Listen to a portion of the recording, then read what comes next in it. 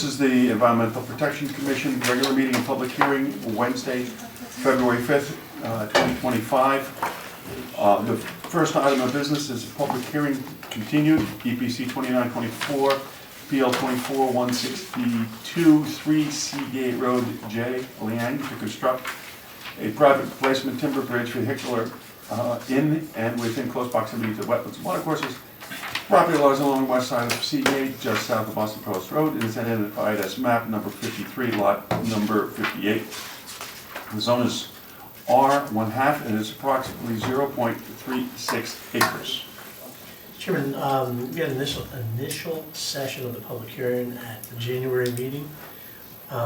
Great deal of testimony had been provided, and the applicant left with a laundry list of items that they have to address, including advancing of their plans and reports to demonstrate the absence of impact on drainage and other issues pertinent to the watercourse. The applicant has since requested that they continue it from this evening's meeting in order to develop the appropriate information and responses to the commission members and the public. Okay, Jim, can I have a motion to continue the public hearing till our next regular meeting? Yes, Mr. Chairman, I make a motion for the application EPC number 29-2024 with respect to 3 Seagate Road, to continue the public hearing and approve the requested deferral. And second the motion to continue the public hearing for 3 Seagate Road. Okay, all in favor? Thank you. I'll continue on with the regular meeting here. New business, EPC 1-2025, PL 25-1, 2 Harriet Lane, S. Panchetti and P. Tulasi, to construct an elevated condenser platform and related features within a special flood hazard and proximate to the wetlands and watercourses. The property lies along the west side of Harriet Lane, just north of Tokenic Road, and is identified as map number 36. Lot 22 zone is R1/2 and is approximately 0.66 acres. We've seen this one, right? We did, and it happened to, for those of you who remember, it was maybe about a year or two ago. It was withdrawn in order to develop the appropriate additional information after some period of time before the commission. The application has made its way back to the commission at this meeting's agenda in order to acknowledge its receipt, start the statutory time clock, and to make a determination if a public hearing is needed on the matter. Also, if you had any preliminary comments based on your inspections.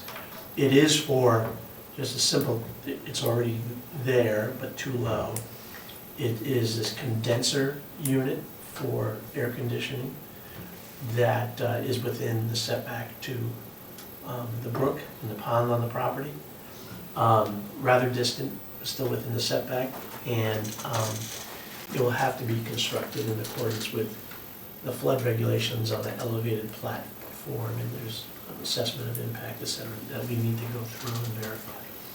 So it'll be heard at, I'm sure, at next month's meeting. Okay. Anybody have anything? Questions?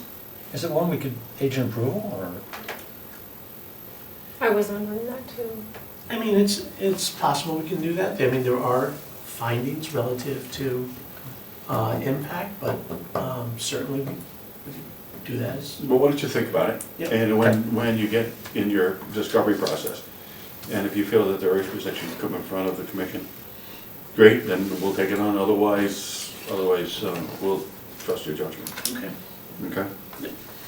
Okay, moving on. EPC. I just have one question about it. So there's an existing condenser that's, so when I first read the narrative, I thought that this was like a newly installed air conditioning system, but it seems like there's an existing one, but they're moving it from, I think it's like... It was a new system, and it was installed without a permit Okay. So the application process is to Oh, I see. maintain it, Right. but they can't leave it on the ground. Right, okay, that's why they're moving it, because it needs to meet all these It's a requirements flood for the zone. flood It zone, has to right? be elevated on Yeah. a platform Right, and essentially flood. right, okay, all right, that's what I wanted to clarify.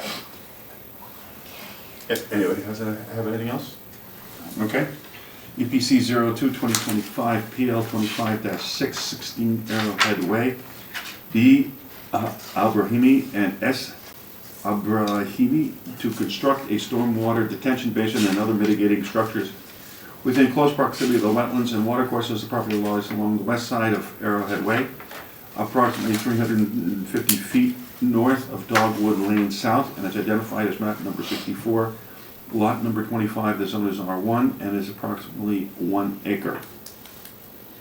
Mr. Chairman, the application has made its way to tonight's agenda for acknowledging receipt, determining if a public hearing is necessary, soliciting preliminary comments. You're starting the process this evening and the statutory time clock this evening. The application is for certain drainage modifications on this property. This property has been before the commission historically 3 or 4 times. Single-family dwelling, there's a wetland dead set right in the middle of the backyard, very close to the building currently maintained as lawn. The commission had a little tiny drainage structure installed, a rain garden at one time. It's kind of derelict at this point. The applicant's proposing to come up with a drainage scheme to alleviate flooding that the house is subject to during storms of intensity. Overflows the wetland, goes into the house, and you'll see as part of the submittal some photographs of some of the damages they had received. Applicant has hired an engineer. He's in the process of developing a drainage report, and they're going to be looking at alternatives, the way to treat the drainage, with the idea being trying to maintain the wetland, but again, provide them much needed relief to the drainage problems that they're subject to. Anybody have any questions? Comments? You want to go? Do you want to go first? All right. Come on, Bill. Sure. That's good stuff. It's really wet in front too, and I'm wondering, there's a septic system there. Can we ask that we know that that septic system is in good shape and has been maintained? And that, I guess I'm going to aim at the front yard a little bit, even though they want to do the work in the back. It would be nice if they go through all this system to also do something with the drainage, or the front area where they have the drainage ditch, and put some kind of embayment or some kind of bankment in there to keep the sheet flow from going into that, because it does go into a very nice stream on the other side. So, and then back to the issue, where they're trying to do the work. So the rain garden is a failure. I saw that. They're planning to put it in the same place, I guess, that the rain garden is for the overflow of this water. Yes, The same place, or is it a little bit? it's essentially the same. Essentially the but same spot. Expanded. So they expand that, and then it would run off down the driveway. And then, all right. Okay, so yeah, so my biggest thing would be septic system on that, and if they do something on the front, as long as they're doing this, do something to keep the lawn runoff from going into that stream. That's all I have. Nothing additional. Good. Are these Caltex or is this a drainage system or? I think they were doing a trench drain along the toe slope in the back and piping it to an enhanced rain garden. Again, Yeah. a lot of the details are not there yet. Yeah. And then also taking some of the drainage from other portions of the property and piping it to an area within close proximity to the little wetland that's in the front of the property as well. There's no Caltex at this point. All right, thank you. Are you done, Jim? I am. Oh, yeah. Thank you. Yeah, no, I was a little confused about the totality of the project. I found the project narrative a little bit confusing. Also, I was wondering, just generally, in the future, could we ask when project narratives are written if they could be dated and if they could indicate who wrote it? Because it wasn't clear to me if this was the homeowner, you know, or someone who's working on the project. You know, like Bill, I was a little bit confused about, like, the depression that's in the back, like why they're putting in 90 linear feet of trench drain, not trench drain, they're putting in. It's an under drain. Right, right. Linear feet of perforated PVC curtain drain. Why, I was just wondering why they weren't piping that directly into the rain garden as opposed to catching it that way and shifting. I just didn't really understand the whole project, basically.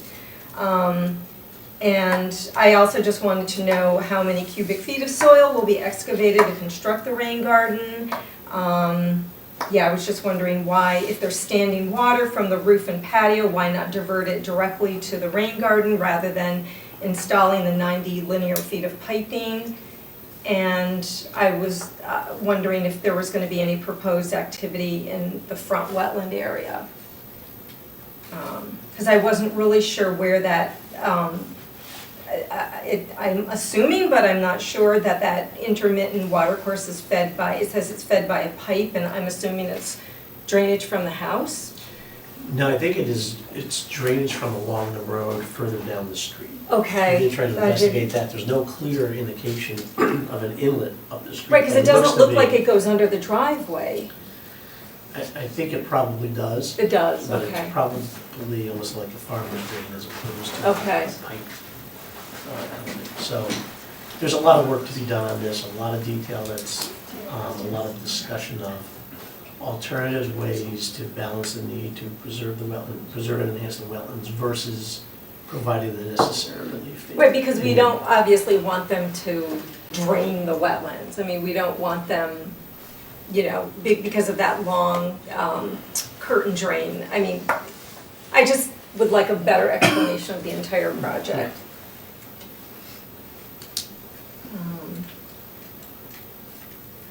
Oh, also, they had photographs of existing conditions, but I don't know about you guys, but I only saw one photo. So I was wondering, did they intend to upload multiple photos showing some of the damage?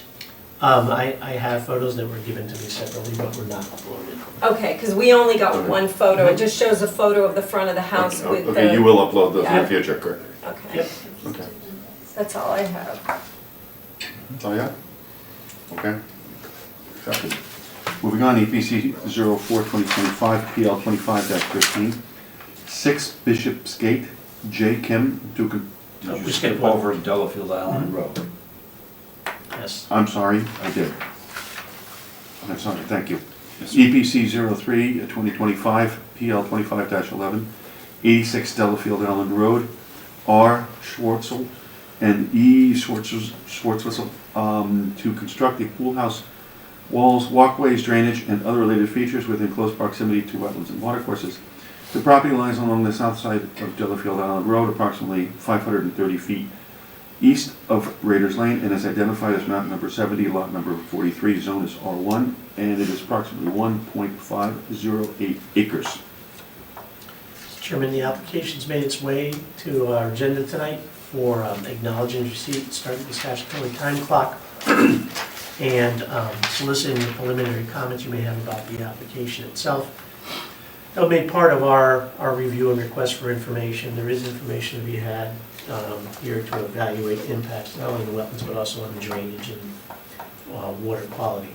The applicant's proposing to do a pool house. There's an existing dwelling on the property, beautiful shorefront property. They will be doing some rather substantial enhancements to the house, or improvements to the house. There is an existing pool. They want to add a pool house sort of tucked into that slope that's alongside the pool, but it abuts a water course and wetland corridor that affects the property. Again, the evaluation will begin. We'll have to We're going to generate a list of information that we need to move it forward, and certainly welcome your comments. Carolyn, you can go first. Oh, okay. I actually thought this application, including the project narrative, was very well put together. It was easy to follow. So only the pool house is within our purview, right? Not the renovations that are being done to the house, because those are tidal wetlands. Yes. Okay, so we're only the pool house. The only comment or question I have is they mentioned a restoration, replanting of the slope between the pool house and the water course, and I just wanted to make sure that I'd like a little more detail on the plants, and also to ensure that they're native to Connecticut and that there are no cultivars among them. But, you know, just interested in what they're planning to do there. So, it seemed fairly straightforward to me. That's all I have. Jim? Nothing to add to Carolyn's good comments. Nothing to add? No comments. I got a couple. So this is the first pool house I've ever seen in our applications without a bathroom. Interesting enough, obviously, because of the ledge there, they're having trouble getting septic in. So, we can't determine what a pool house is used for, but usually that's what the pool houses need, but that's their call, I guess, on that one. So one of the things that I'd like to know is how the pool is drained. When you go down below the very large structure that holds the pool up, there's a couple of PVC pipes. One has a lot of rust coming out of it. So it'd be something to understand, how do they drain that pool, how do they process it, and what's coming out of that pipe. Because it's a beautiful little stream, but it's very active coming through there if you've been down there in the last couple of days. So we don't want anything creeping down there. Maybe it hasn't reached it there already. The other thing I was a little concerned about, they don't really have any detail about the level spreader. And because that is a very steep pitch going down there. So level's an interesting word in that location, how they're going to do that, how if it really starts taking a lot of water in, how's it not going to cascade down there even with riprap and create that issue down there. They're using, the level spreader seems to be behind the silt fence, and that might not make it. I think they've got to have a more reinforced, because of that pitch. Any work being done up there, they're going to have bales of hay staked in the ground to stop anything. Any material like that is just going to get blown over, I think, because of the pitch. So That's a good point. Very good. that's what I got. And the only other thing is they're doing a septic. It's out of our preview if they do end up putting it under the driveway. But I'm always concerned about septics over there. I'm sure somebody else will take care of that one. That's all I got. There's a lot of wetlands and water courses over in that area. Yeah, right- Because right it's so behind it. narrow, and so, as you go out to the point, so, absolutely. Yeah. Nice. That's why I think the septic, They're saying- they're not 50 feet from a wetland over there. It's like everything's 50 feet from a wetland in that area. Anyway. Okay. Okay, anybody else? No? Okay, now we can move on to EPC 4/2025, CL 25-15, 6 Bishop's Gate, J. Kim, to construct a residential addition, 3-bay garage drainage, and related features proximate to the wetlands, water courses, and open space / conservation easement areas. Property lies along the west side of Bishop's Gate, approximately 380 feet north of the Boston Post Road, and is identified as map number 45, lot number 31-3, zone is R1/3, and is approximately 0.926 acres. Like the other three before, the application has made its way to the agenda to start the process, to acknowledge receipt, to start the statutory time clock, decide if a public hearing is needed, and to solicit your initial comments. The application is to install a 3-car garage and some residential living space along the right side of the dwelling in an area that is currently occupied by their very broad driveway. Important tasking that will come through the application process. It has to do with, an impact analysis, erosion controls, drainage, and also the value of mitigations that could be proposed to enhance the quality of the wetlands and watercourses. One thing to point out, behind the stone wall, if you were to the site, Mhm. there is a stone wall that kind of, this project had been the subject of, I believe, a subdivision and some prior Mhm. EPC permit applications. Yes. There was a conservation easement to the rear of the parcel that was established. Well, it seems like the easement needs a lot of care and maintenance to bring it up to our standards for keeping the open space natural, et cetera, and a lot of debris has been generated over time and mostly from falling trees. Yeah. But there's a great opportunity to do some enhancements as part of this, to make it a better, I would think they'd want to, yes. just, who wants to look out on, Yeah, a huge tree, no, that's fine. that should be something that we should And it is- discuss with the. Right, it's a good opportunity to Yeah, good point. make it better. Rick, who holds the conservation easement? The town? No. Darien Land Trust, or? Nope, it's a real easement that it's held by that owner. Okay. So it's like a restrictive covenant that's on the, Non-developable going Right. forward. yep, And when they talk about the acreage, that's part of the .93 acres. it was a little confusing when you sit there. It is shown in the tax card as a separate lot. I think for Yeah. the purposes of their development, that is one lot. Mhm. But I think that they established it they gave it a separate designation, and there's a meet and bounds description of that second parcel. Anybody have anything else? Somebody else? Okay. Okay. I have, Oh, you too? yeah. Okay, Carolyn. Sorry. So, in the project narrative, I'd just like to clarify whether stormwater management is required, because in the project narrative, it says that it's not, because according to section 880B of the Darien zoning regs, the project's less than 5,000 square feet, and the increase in impervious coverage is less than 1,000 feet. In fact, they mentioned that it's decreased by 8 square feet. But if you look at number 3 under section 880B, it says stormwater management is required for any application that's subject to review and action by the Planning and Zoning Commission or by the Environmental Protection Commission. So wouldn't stormwater management be required? I think they differentiate between a drainage statement concerning the absence of impact or the full-blown drainage report. Oh, So- okay. So if there's, you have an increase of 8 square feet, you may not need a full drainage report. It'll still be reviewed by Joe Canis to make sure that their assumptions and their conclusions of no adverse impact are true and accurate. They may not have to do stormwater detention for the purposes of managing the rate and volume of runoff. I mean, you're eliminating pavement. Right. You're doing structure now. So it will be reviewed by Joe Canis. It's not to say, and this is one of the questions we'll pose to Joe Canis, that they have to do stormwater management for the purposes of water quality.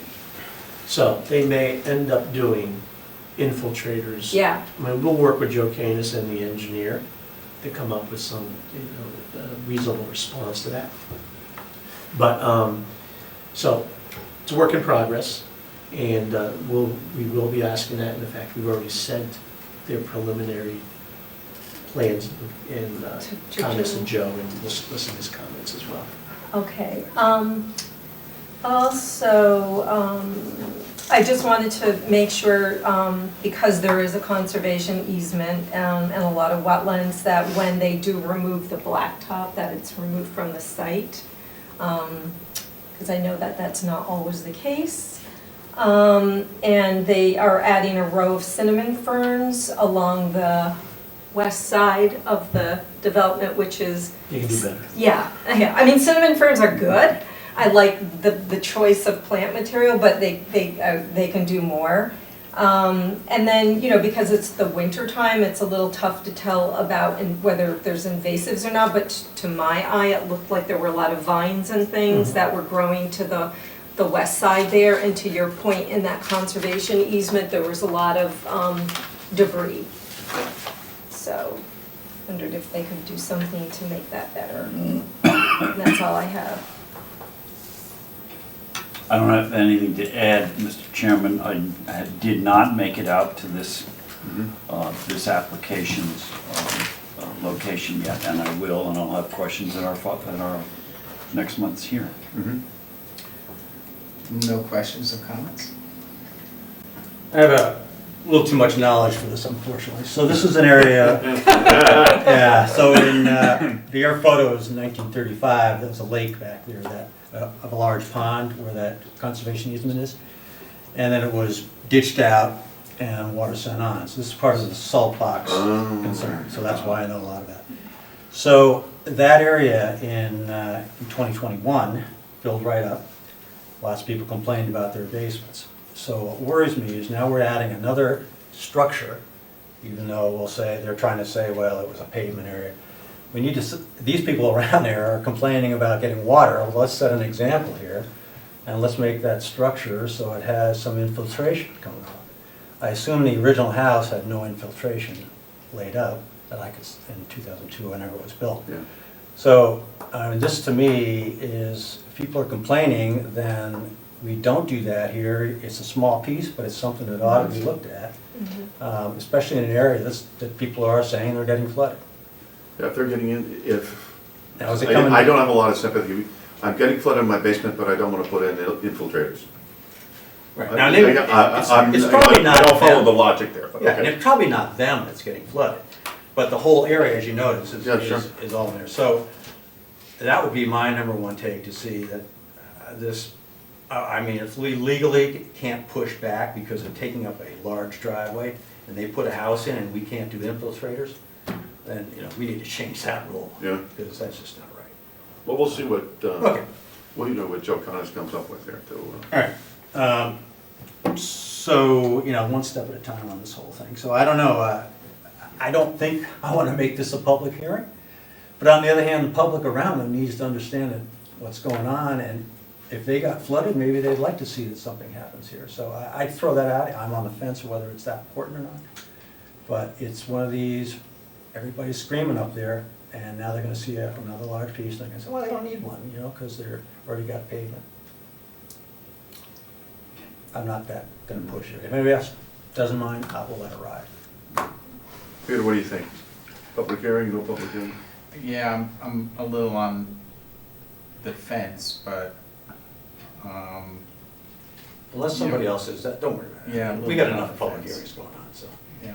I think, I'd just like to make sure we totally address this time for infiltration areas when people are building more and more. Yeah. I mean, that's one of the things Town of Darien says, we are on everything brand new is coming up, we're infiltrating it. Well, that's brand new, oh yeah, but there's. No, I agree. You know, I think, you know, Rick's gonna have to use his powers of persuasion to say, to sit there and go, okay, you don't have any infiltrators in the property and you have this. Okay, you know, times have changed and this is 2025. Go in and, you know, we'd like to see some infiltration here because the whole area is flooding and, you know, while there's no increase in pervious surface, you did increase the pervious surface when you built this house way back when. And so, Let's see how we do. yeah, Okay, thanks. all right, so, anybody else have anything? I just, I tip in Bill's direction, again, in deference to his clear knowledge on the, you know, this location and its neighbors. I don't know it as well as you do. And for that reason, I might second your motion there for a public hearing. Yeah.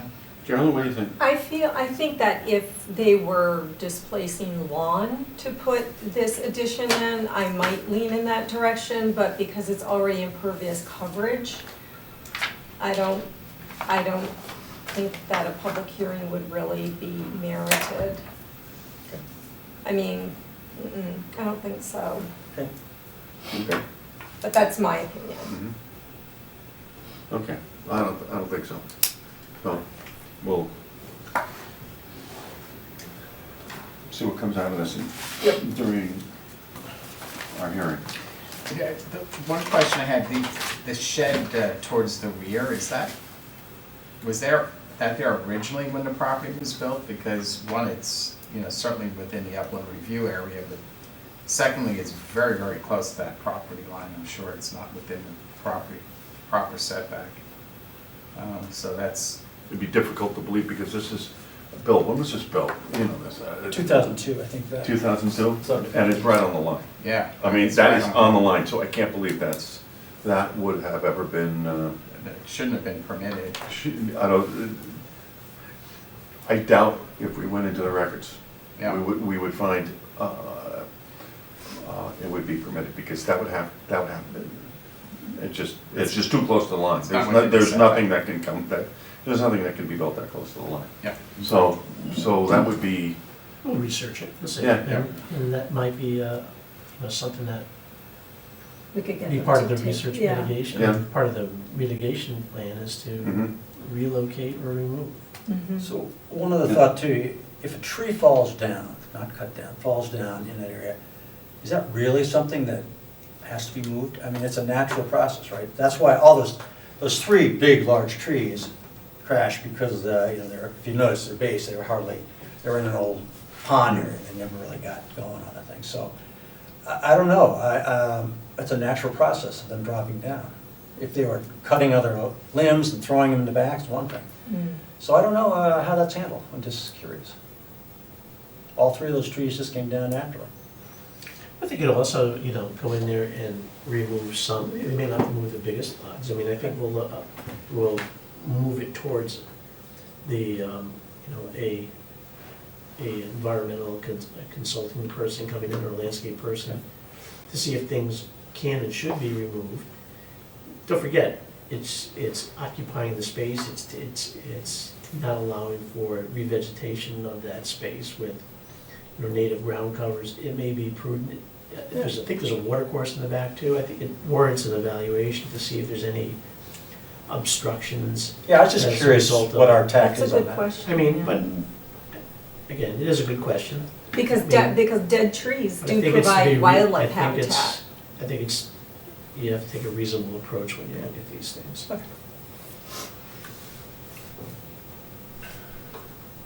Anybody else have anything else on this application? Okay, moving on to old business, EPC 22-2024 PL 24-118, 25 Old Kings Highway North, Regency Centers LP, to maintain dredge portions of the Goodwives River, the property which currently supports Old Kings Market, formerly known as the Goodwives Shopping Center, lies along the east side of Old Kings Highway North, across the street from Sedgwick Avenue, and is identified as map number 71, lot number 19. The zone is DC, and it is approximately 9.49 acres. So Chairman, this application, the applicant has requested that the application be withdrawn at this time. We had accepted the application numerous months ago. It was to take out some of the sandy deposits that are in their reach of the Goodwives River, right in front of the shopping center. We asked for some number of items to be addressed, and nothing that was atypical. But they have determined that at this time, for budgetary reasons, that they have to plan a little bit better in order to move forward with the project. So, as of right now, they're going to withdraw the application, work out their budgetary issues, and develop the information that we thought was necessary to move the application forward, and they'll return at a future date with it. Yeah, we've had extensive discussions about this within the commission, and I believe that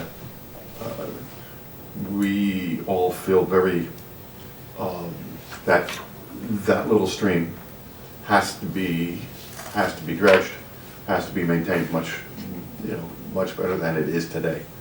And that virtually any plan they can come up with would be better than the way it is today. So when when you have conversations with them, please encourage them that we are, we look forward to them reapplying. Okay. Anybody else have anything on this? No, I agree with you. I mean, I sometimes worry that maybe we were getting too restrictive, enough so that they pulled back. We have our rules and stuff, but sometimes in a case like this, you go, he was doing a good thing, it would have helped him a little bit too, would have helped everybody downstream, and then what happened, budgetary, but wasn't more than that, so. Yeah, you don't know the fiscal side of this, when they bought it, under what conditions did they buy it, et cetera, so, I won't prejudge that, I just would like to see something happen there because it flooded the businesses there, took over the parking lot, et cetera, and, I believe that, lots of the rocks on the sides of the stream have fallen into the stream, and so, that's just not helping the process. So, anyway. And I think just one thing further, they were taking a very low-profile kind of approach to this, was just to remove some of the accumulated sediment. There is the need there, as you said, to do something, the breadth of it growing, Correct. more extensive, that has to do with the stabilization of the tanks, the treatment of the runoff from the parking lot, which is currently untreated, remedying the erosion. Yeah, we doing can get, planting enhancements, so there's the opportunity for a much bigger project. But we chose to look at this, kind of the first baby step was trying to get some of the sediment out, but they have to they have to complete their plans, was the bare bones kind of submittal, and then move forward with that, and then again, look at some point to a much greater project to improve the water quality and the riverine hydraulics in that reach of the river. Okay, moving on to EPC 28-2024, PL 24-158, 5 Peach Hill Road, M. Kretzmann, to maintenance dredge a pond. The property lies along the west side of Peach Hill Road, approximately 540 feet west of Mansfield Avenue, and is identified as map number 6, lot number 139A. The zone is R2 and is approximately 2.414 acres. For those of you who've been to the site, there is a man-made pond that lies at the rear of the dwelling on the property. A small watercourse enters the pond, drains through a pipe and exits out the front of the property into a pipe under the road and working its way downstream. The property is residentially developed. We've been approached by the pond contractor, and it's their intent. They've done research. They've gone out and they've prodded and identified the depth of sediments, and have come up with a plan to, in an attempt to restore some of the pond function, the depths, improve the aesthetics, because they do suffer from algal blooms, and they've tried things such as the aerators, et cetera. And the next step in the process is to get some depth, cool the water down, and improve not only the area in the pond, but along the perimeter. And you saw that in their plans. Their approach is a good one. I've seen this done, and was permitted over my years. The suction dredging that they intend to do, different, atypical from what you usually see with an excavator going in. You build a road and you excavate it out and you move the material and you have to let it dry, etc. Here they are. They've done a good job identifying the areas of that are limited. So they come in, they bring in the suction pump. They have men in the water that actually physically suction the silt out of the water, the sediment out of the water. Goes into they call it a dirt bag or a geotextile bag. Filters the runoff. They use erosion controls upon the completion of their suction dredging. They allow it to remain for like 6 or 8 weeks till it dries and compacts. And they come back and then they remove the accumulated, they export it from site. So it's a pretty clean and painless process, as opposed to the old way with the clamshell or an excavator, and you can't reach and you have to build a road. And so it usually is it's a pretty efficient process. And they've gone ahead and identified, again, sanitary sewer, wells, all the underground drainage ways, as to avoid them coming in and out of the site. So usually it's pretty not very impactful. And again, erosion control is being used, and the applicant reported that the project will temporarily or permanently affect about 5,900 square feet of open water and 4,000 square feet of the upland review area. At the request of the commission, though, it was essentially lawn, manicured lawn around the surface. And they've come up with a pretty good plan, at least to start, displacing that lawn with natural vegetation. And so they come up with a plan. A lot of it is perennials and ground covers, but it seems like a pretty good fit. And they've come up, it's pretty extensive, the plan. And in fact, it was expanded from the original submittal to address the commission's request. I think the applicant's here this evening, and we'll be open to any questions you might have. Do you want me to come up front or something? So you don't- Sure, Yeah, sure. Did you mind standing over there? Yeah, till, absolutely. My name's Matt Vogt. I'm owner of New England Aquatic Services. So we're the contractor for the project, also representing the homeowner, taking care of the permit applications and obviously the work. So happy to, Rick did a great job kind of explaining the process. So if you have any questions, by all means, happy to get into detail. When will you be thinking about doing this? We talked about starting in March. Oh, really? The idea is to kind of get done, get that material hopefully dried so that we can get it out of there and then restored for the warmer, more active months. Is the pond frozen now? Right now, it's definitely frozen. That's We're nice. working though, Yeah. we're dredging ponds, we just really? bust through with some Yeah. sledgehammers and yeah, we get around. No, I was gonna, okay. You answered that question.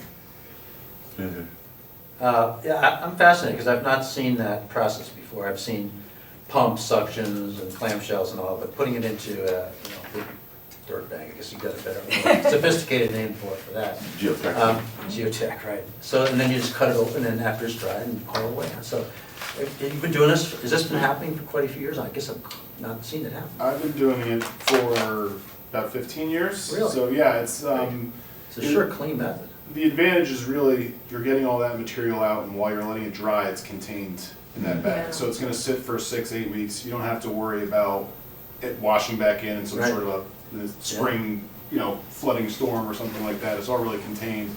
You let it sit there and then, yeah, ultimately when it's time to get rid of it, you cut it open. It's kind of nicely condensed and then you load it up in trucks and take it away. And, it's a little bit of repairs to the lawn after that process, but that's about it. So it's got a 50%, it looks like dry down or something of that. So you could do a section and let some of that, and to get more into it, right, if you wanted to, or do you just do it all in one shot, once it's filled up, even though it hasn't dried at all, and that's it? Yeah, you kind of size that dewatering tube to what the volume of material that you want to take out is. So Okay, you kind could of make bump that thing as large as you wanted to. Absolutely, yeah, they're custom made for the project, so you kind of make it for as much volume as you have to take out. Sometimes you'll use multiple, depending on what the site is like and how much material is going to have. In this case, it's not a very big one.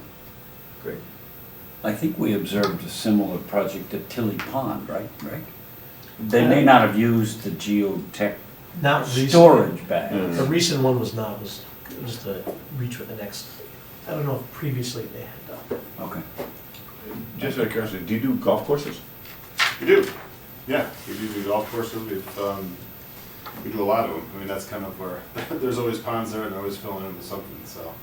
Golf balls. Golf. Golf ball. Yeah, My retirement plan is to sell the golf balls that we collect throughout the season. So that's where you find your golf balls to play? Okay. Exactly. Oh, just great. Great. Great. No, I like the plan, and it's, it's a very clean process, and, I think this is the best dredging process I've run across in my time here on the commission, so, good. I think it's, anybody else have any questions for this project? I just have one quick Sure. question. So the hose that sucks up the leaves and debris, it's like a 5-inch hose, and it's only sucking up the wet leaves and debris that's on the bottom of the pond. In other words, the pond is never going to be empty because water continues to come in from the northern water course and it continues to exit out the southern part of the pond. Okay, this is more just a question, seems pretty straightforward for Rick. In your email to Northeast Aquatic Services, you had asked for flood contingency notes describing potential resources for upcoming storm events, et cetera. And in your agenda summary, it said that those basic flood contingency plan had been provided, but I don't know if that had been uploaded to the, Yeah, it was just a couple little notes. that we Okay. Put on the plan itself. okay. It essentially is you pay attention to the weather. The weather, right. Because this is gonna take 3 weeks to do this? Oh, That's okay. estimated, yeah, three. Every day, weeks. so 3 weeks for every, okay. Yeah. In times of storm, what You you do stop. is you stop and Right. you move the stuff away. That's Right, essentially okay, it. okay. So So it there's doesn't have to nothing- be any big plan? There's nothing complicated. Okay, about This particular plan would be Okay. different, like when you're doing a bridge and you have to do, you know, an actual Right, like dewatering Hanson plan, like Road, Hanson right. Road, where you have, you know, a pipe and you have a cofferdam and you have all these other elements that is more complicated. right, right. That's all the questions that I had, but I also just had a comment or question about the plantings, because like you said, Rick, they enhance the plantings, and it is a rather large pond, so it would be a bit unrealistic to expect that, you know, the entire pond be, you know, buffered with plantings, but I was wondering if we could make the suggestion that, because the main reason, or one of the main reasons for doing this is the issue with the algae blooms, which are, you know, usually from, you know, nutrient-rich runoff from lawns, if we could possibly suggest to the homeowner that going forward that they practice organic lawn care, because it would just be to their advantage to do that, because it would be less likely for this to happen again in the future. Okay, you do that. Yep. And they'll have frogs living in there too, instead of being killed. Keep the Just end. one note though, you know, I think if they move forward with it, the decision will be at next month's meeting, so you'll have the whole latter half of March if you intend to start that. Okay, so we decided on next. Yeah, I'll have to do a resolution and If we vote on the resolution, tonight, he basically have a consensus that, a go, okay? And then he writes the resolution with all of the specific details and conditions of approval, et cetera. And then we would vote on that next March 6th. Do you need us back for any questions or anything? No? Okay. No? No, we should have all the information we need, it's not. Okay. It's good. So, no, this is good. This is good. It'll be a go. Great. Thank you very much. Thank you. Thank you. That's it. Thanks for coming out. Next item of business is EPC 30-2024, PL 24-166, 5 Driftway Lane, C duty. Demolition of an existing patio and construction of a residential addition, terraced hardscape, pool, and related features proximate to the wetlands and watercourses. The property lies along the west side of Driftway Lane, just south of Tokenie Road, and is identified as route number 65. Lot 22, the zone is R1, and is approximately 2.041 acres. Rick? Mr. Chairman, this application came to us a month or so ago, and it is for the construction of an in-ground pool and a patio space and residential additions. On this property, it's residentially developed. Portions of the development have been subject to prior permitting by the commission. About 2/3 of the property is wetlands. About 1/3 is not wetlands, and it's fully developed uplands. The drainage on this property, it's very flat. The wetland itself is pretty extensive, reaching from Tokenie School, probably all the way down to the river to the east. The soils report was done and reaffirmed the limits of the wetland soils. It's not in the special flood hazard area. The applicant was asked to provide some information as they move through the process. They're tasked with establishing that they will not adversely impact resources, that we're looking at drainage and water quality, and the value of mitigative measures to compensate for unavoidable impacts into the regulated areas. If you'll note on the site development plan that was presented by the project engineer, there are no direct inland wetland and watercourse encroachments at all. The affected areas are lawn grass or patio space. Setbacks of about 15 feet to the wetlands and watercourses are going to be maintained. There's very low impact in terms of changes to grades that are being proposed in the range of, I suppose it's 1 to 2 feet. The applicant reports about 4,300 square feet of the upland review area shall be temporarily or permanently affected. There'll be no tree loss as a result of the application. Plans were developed to address the issue of drainage impact. The project engineer did a report. They gained an endorsement from the town's engineer for the impact analysis and the design. Essentially, they're taking some of the impervious surface, some of the roofs, and the slot drains and other drains that are associated with the pool and putting them into infiltrators. And it's 6 units of Coltex. They have a basic operation and maintenance plan. The conclusions were, for all the storms, the study storms, 2 through 50 years, there's no adverse impact on drainage or the adjoining properties. They've submitted an erosion control plan. Drainage collection structures have deep sumps and bell traps. Infiltration is used to cool and treat runoff associated with this. And one thing that the commission members pointed out, there were some existing roof drains that expanded into the wetlands and into the small watercourse. We requested, and they have truncated those pipes, pull them back out of the wetlands and watercourses, and we'll be rip-wrapping them, their outfalls. So they're not pulled back all the way, but they're being pulled back and extending the flow path over more natural soils as opposed to just dumping into the channel that's there. I'll let the applicant, Harry's, I think, here this evening, talk about what they consider as alternatives.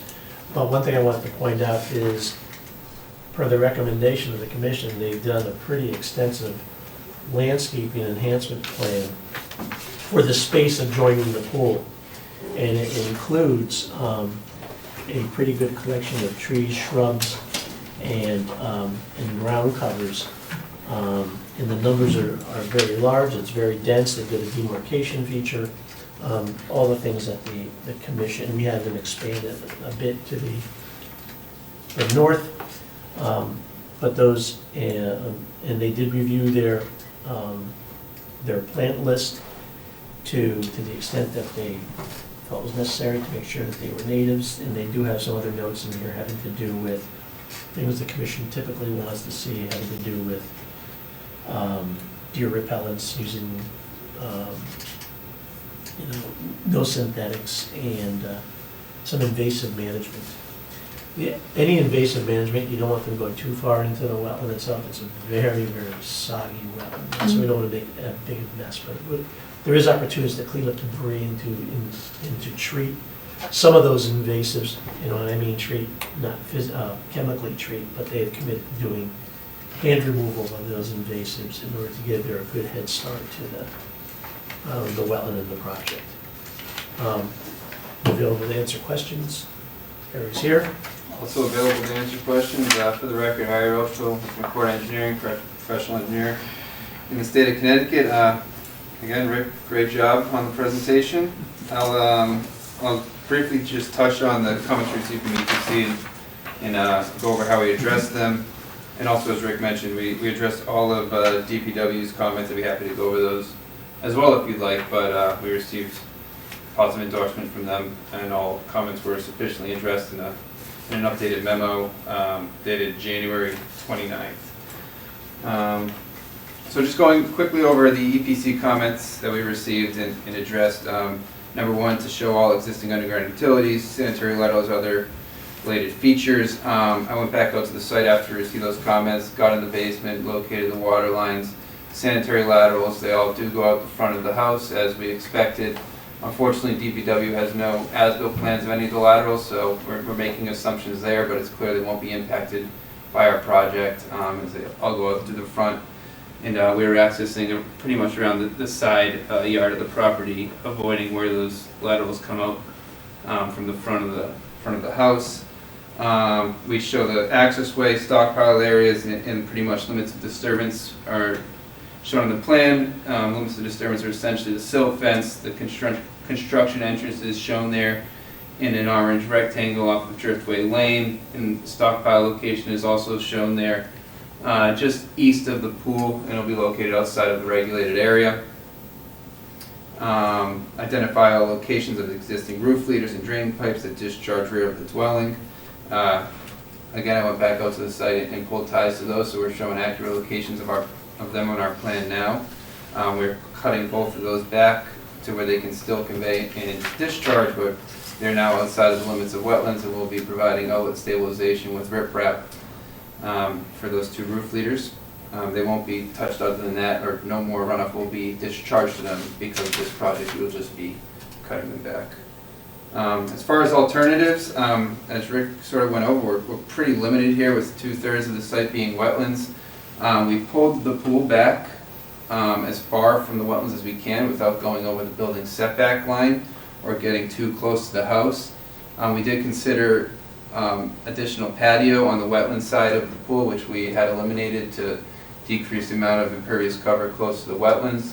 We also began with sort of full hardscape, but we broke it up with some planting beds to minimize the impervious area as well.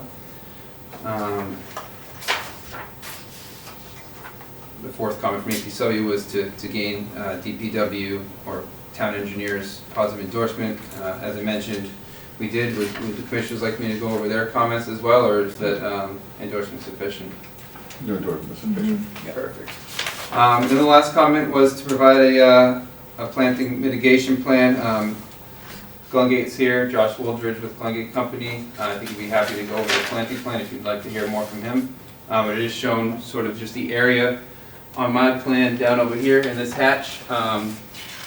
There is a portion of lawn that extends into that wetlands that will be reestablishing with native plantings. I don't want to go too far into it because it's outside my area of expertise, but as mentioned, Josh should be happy to answer any questions the commission has on the planting plan. And if there's anything else for me now, I'd be happy to answer too. Does any commission member have something? I appreciate you pushing back the pool a bit and making the patio smaller, so that was, we were hoping something of that sort, so thanks.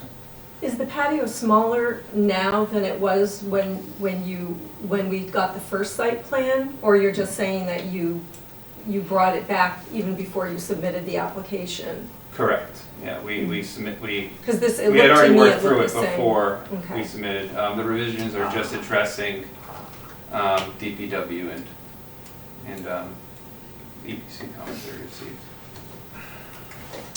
Harry, is the shed on the western border, it says X shed, but then there's another box around it. Is that shed coming in a different way, a different angle at a larger size, or what's happening there? Right here? I think so. Yeah, that's it. Yeah. Yeah, it's not being changed. It's there now. It's going to remain. Because that's right on the border, it's certainly within the upland review area, but it's right on the property line. Yeah, it's an existing condition. They don't. So when you say X shed, what is it? The EX? Existing, just Existing. short for existing. Yeah. Rick, is that, can we see if that has been approved?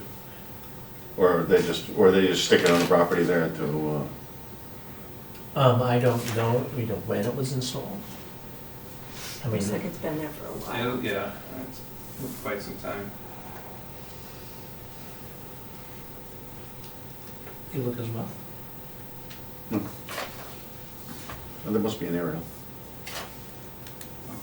Might predate aerials. It's pretty. Is it in? 1930? I don't know. Can you Big describe? predate. Can you describe the shed? Is it on cinder block? Or? I mean, I haven't been out there looking at the shed in a few months. I think it's It's a nice a shed? wooden shed. I don't know the foundation. Okay. All right. Okay. Okay.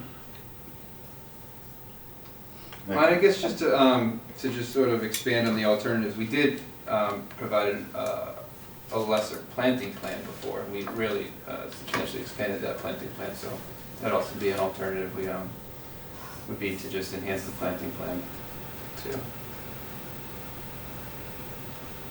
Okay, do you want to get into the planting plan? I won't, but Look, well, you're- Josh. Sure, no, of course. Okay. Oh, did you have a question? I know this property well, I probably from the prior owner may have sold it to this family, so I know this, and I've spent time there with old friends. That's neither here nor there. I want to just say to Harry and his team, all applications should be this crystal clear, thank you. Appreciate it. Was the shed there when you went to visit? I don't remember. That I don't remember. So, I have a couple of questions. Sure. So, you mentioned that the closest that the development is 18 feet from the wetlands. Yep. That's the permanent disturbances, but there's also the temporary disturbances, which is the digging for the Coltex, right? How close is that to the wetlands? The Coltex are about a similar distance because they're located over here, and the closest point is essentially here from this point to the Okay, patio. So okay. just by the eye, they're a Okay. pretty similar distance. Okay, yeah, oh, I see that now, okay. Mhm. And also, could you just verify that the increase in impervious surface is 1,695 square feet? Sounds about right. What my drainage report. Right, and I had asked you if that was cut back from what we had originally seen, but you're saying that you changed the plan before the application was ever submitted. Right. It's sort of in the whole process of developing the plan. And the patio and terrace are both of bluestone? Correct. So there's no wiggle room there to put in something a little bit more pervious in any of that? I don't want to speak for the clients, but I think just due to the site conditions, I think the hardscape and collection systems is probably the best bet.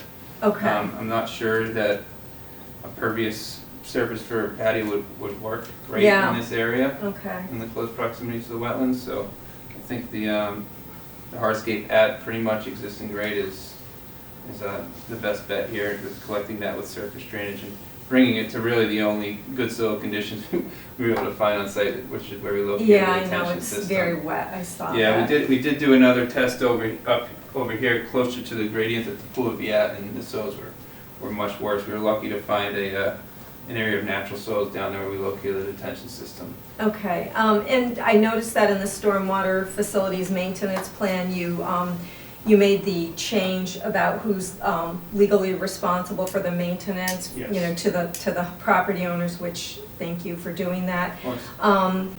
But there's still a couple of like shoulds in there, and I'm wondering if they can be changed to shalls, because just to make it, the language a little bit stronger. And also, I think it's stated that the service can be performed by, you know, simple maintenance. It can be done either by the homeowner, a handyman, that no specialized equipment is required. And since this system is in such close proximity to the wetlands, I'm thinking that maybe we should put like a fourth bullet point there, that any material that's taken out of there should be disposed of off-site.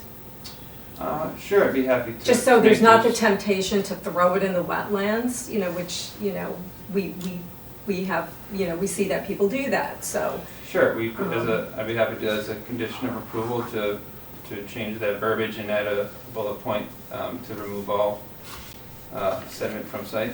Okay, and then I had a couple questions about the planting plan. Sure. I'll turn it over to Josh.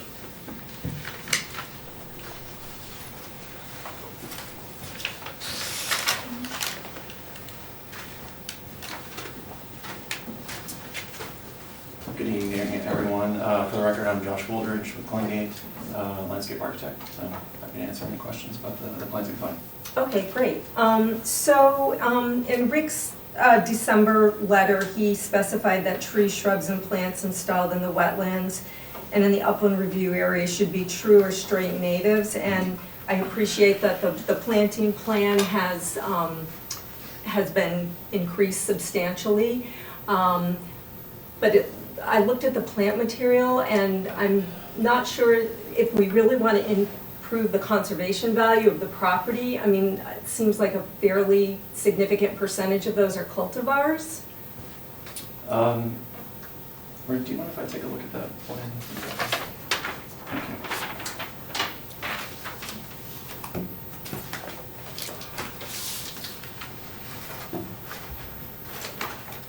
And there are native, true native options for each one of those. So could we maybe substitute those? And given that these plants will be planted directly in the wetlands themselves, not just in the upland review area? Are you speaking specifically about the perennial selections that are in there? Because I think the trees and the shrubs are all listed So, as native. Or so maybe the the- Baileyide, the cornice, the red twig dogwood. Yeah, the sweet bay magnolia, that's fine, but it's some of the shrubs and some of the others. So the Ilex verticulata is a native, that's not a cultivar. The cornice cercea is, we can just not use the Baileyide. The Baileyide Right. just happens to be a variegated leaf. Right, But we right. can just use the straight form Right. of that. And then everything below that drop down is all perennials. So, I think in respect to that, I certainly will use or suggest as many straight natives as we can. I think Right, they're- because it seems like each one of these cultivars is a variation of a true native. And if we could, like I said, just because these are being planted in the wetland area. Mhm. Just for reference, we do use a local nursery, Planter's Choice. I'm sure you're probably familiar with them. Daryl Newman, who runs it, is very committed. He's part of the CTASLA, so he's very committed to the ecology, especially in native plant materials. That's been a hard-fought battle trying to get natives grown. Right. So, unfortunately, many nurseries they continue to offer cultivars just because of the lack of availability and interest in those natives. Hopefully. we'll get Right, but the of that. more we ask for Yeah. them, Sure. the more that we insist on them, the more we ask for them, the more likely they are to become available in the future. I mean, that's what we're trying to do, because we really, really do want to increase the conservation value of the property by putting in, Sure, yeah, and I see it looks like it's only maybe a small handful of the perennials that would need to be changed, so I don't think that's. Yeah, much I of a- mean, much of an issue any at of the all. ones that have, the parentheses, those tend to be the ones that are cultivars. So, yeah, so if we could just maybe make some changes there. And then, is there gonna be any follow-up to ensure that the plants survive? I believe, well, certainly as an installer, that would have to be maintained, but I think in terms of a course of action, if there were a condition of approval, that the plants were checked Okay. within a year, I think that would certainly be reasonable. Don't typically landscapers give a year, They assuming give there's a- appropriate irrigation systems, et cetera? Sure, yeah, no, there's a year warranty on the Wouldn't you plant expect that out of a material. landscaper? Of course, yeah. Huh. No, I'm Yeah. just stating as a, So, well, as then, a- I mean, it's not so Well, much we're expressing on it the- to you on the because you have installer. contact with the applicant. Perfect, Right. of Okay, course. and you, using your base of experience, you go, hey, when you talk to your landscaper, make sure you get a year's guarantee on that. So, because I just think that's. I mean, if that's the limitation you're looking for, certainly, Sure. that's not a problem at all. What we do is we also add that condition about a year of follow-up. Yeah. Mhm. Reinspection. Fine. Right, to Yeah. make sure that they, That's what I find to be pretty typical, and I They think it's survive. a good idea, sure. right. And then on the planting plan, the one from January 19th, there's a note about the boulder demarcation, but it doesn't actually show the boulders, and I just wanted to verify that they will be installed every 5 feet on the landward side as specified. They are on there, I apologize, and it's probably the scale of this drawing. Oh, They are okay. on there, just. I enlarged, but I didn't Yeah. see. Okay, Yeah. sorry. And then, could you just, one of the reasons why we a lot of times want to put plantings, we like a buffer planting in front of the wetlands is because it filters the lawn runoff before it goes into Sure. the wetlands. So could you just speak to like what because a lot of the majority of these plantings are actually going in the wetlands, at least from what I could see on this plan. Correct. So how much of a buffer is there actually going to be in front of the wetland to filter the runoff So, from the lawn? what might be simplest, if I could just point to this plan, I don't have a larger plan unfortunately. Oh, yeah, I mean, I have that Okay. too. So, what you might be able to see Yeah, it's like a triangle. is a red line, Mm-hmm, and that red line is the demarcated wetlands. And then along there as well is an outline of the existing bed line. So there's actually, the lawn itself is actually into the wetlands. okay. So part of what we were showing as this. You're is- reclaiming the is wetland. reclaiming the wetlands with that. So as you can see here, where the red line is all along the back, you have, somewhere between an 8 and a 10-foot Okay. buffer along there, Okay. out to about 20 feet. Yeah, it's hard to tell the scale when we're Mhm. looking at these. Sure. So, okay, so thank you for that. Yep. And then, under the notes, it's specified that non-native invasives will be removed by hand. Could you just, I thank you for the note about the deer repellents being organic by hand. I assume that means no synthetic chemicals? Correct. Okay, good. And my last question, and I don't know if it would be for you or Mr. Rookville, but are there any plans to put a fence up around the pool or on the property? As of now, no. As a Connecticut statute still stands, we could use the. The cover. The cover Mhm. as the cover. It would be up to the homeowner, I guess, at that point. They would come back to us? They would have to. Yeah. If they were to, yeah, they would Okay. have to come back. Okay, that's all that I had. Thank you so much. You're welcome. Anything else? Anybody else have anything? No? Thank you. Thank you very much. So Rick, with that, you want to write it up for next month? Great, thank you very much. Moving on to the approval of minutes, December 18, 2024 was a special meeting, and I remember it well. And so, I guess everybody has the draft of the special meeting minutes. I know people have given their comments to Rick. I'm sure you've done your, I have. okay, thank you. Are there any questions or comments? Additional? No? I always rely on Jim to. Like I rely on Bill for everything Holly Pond. What a team. You want to make a motion to approve? Yes, it? Mr. Chairman, I'm pleased to make a motion to approve the meeting minutes of the special meeting of December 18th, 2024 of this Environmental Protection Commission. Second, the approval of minutes, December 18, 2024, special meeting. All in favor? Aye. Okay, the next is approval of minutes for January 8, 2025, public hearing and regular meeting. I believe everybody has a copy of that and has submitted questions or comments. Are there anything additional to give to Rick? No? Okay, Jim, you want to? Mr. Chairman, I'm pleased to make a motion to approve the meeting minutes of the regular meeting and public hearing of January 8, 2025 of this Environmental Protection Commission. Second, the motion to approve the minutes from January 8, 2025. All in favor? Aye. All right, okay. Moving on, agent approvals, EPC 32-2024, PL 24-178, 4 Fairmead Road, T. Henry and A. Henry, to construct residential additions proximate to wetlands.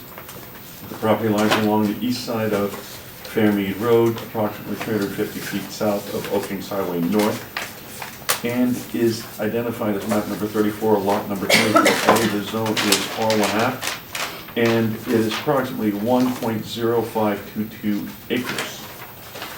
Rick?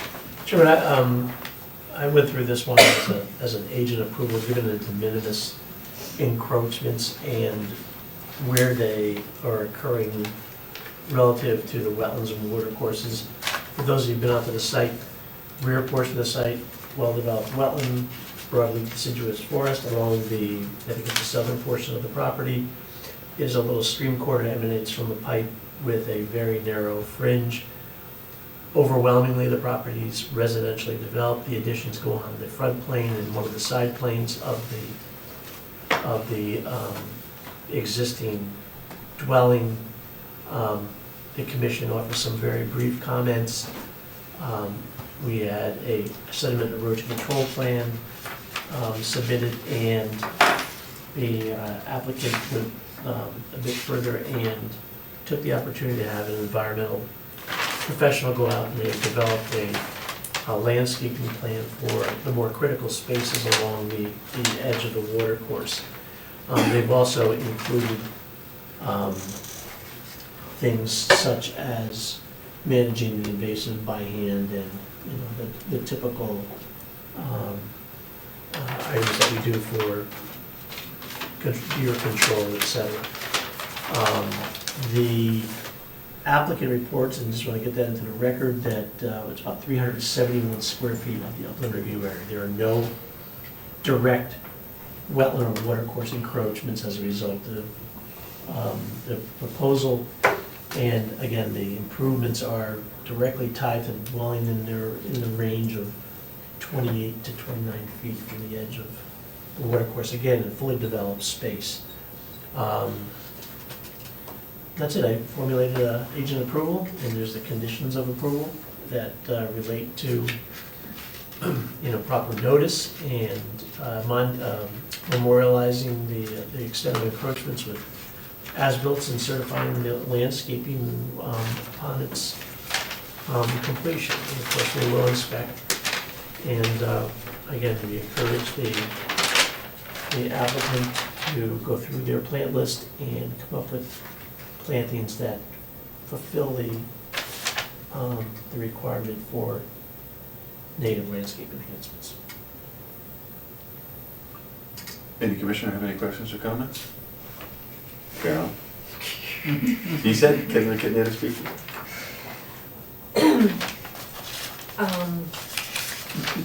I don't want to say. It's doesn't- a small plan, it's a very minimal disturbance in the upland review area. The only, and I will, it's just something that I learned from this, that going forward, I'm gonna, I learned that we need to specify native to Connecticut when we want to increase the conservation value, because on the planting plan, it says native to northeast. So these plants are native to the north and southeast, but not necessarily specifically to Connecticut. And I'm not going to make a big deal out of it because they are native to the northeast, and it is such a de minimis project. But going forward for other projects, I'm going to make sure that I say native to Connecticut so that there's no mistake. That's where we are. That's a good point. I wasn't going to say anything, but you. I'm glad to see the burning bush gone. What? I'm glad to see the burning bush gone. Yes, yes. Okay. Any other questions or comments? Great. Nothing from that. Okay, great. With that, let's get a motion to adjourn. Oh, no, we don't have to approve it. No, that's an agent approval. I'll make a motion for us, Mr. Chairman, to adjourn our EPC regular meeting and public hearing of this Wednesday, February 5, 2025. All in favor? Second motion. All in Okay. favor. Channel 79, we're off the air.